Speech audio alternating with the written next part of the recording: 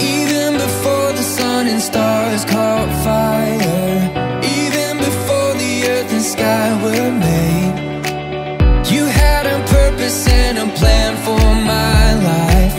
You held my heart and you knew my name. So I will walk in the plans that you have.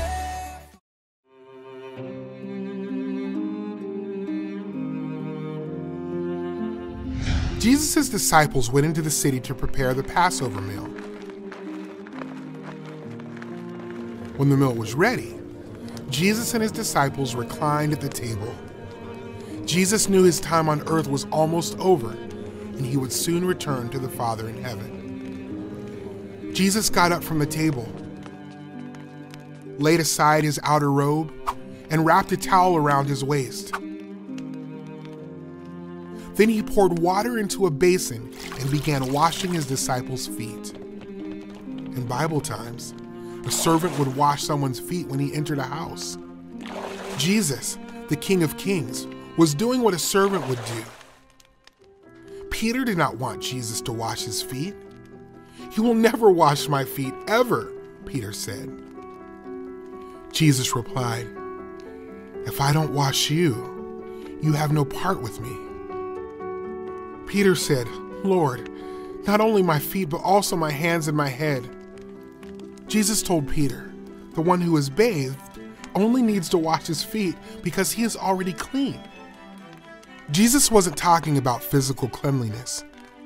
He was talking about someone who has been forgiven of his sins by repenting and trusting in Jesus.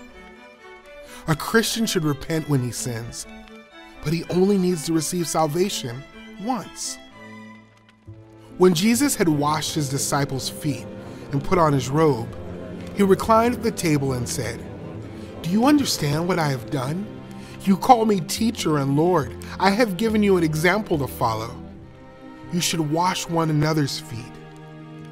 Jesus was telling the disciples to serve one another. While they were eating, Jesus took the bread, blessed and broke it, and gave it to the disciples. Jesus said, "Take it and eat it.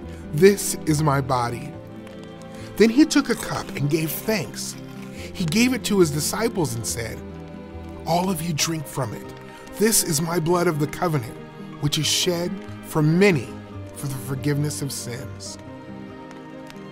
After the supper, Jesus and his disciples sang psalms and went to the Mount of Olives.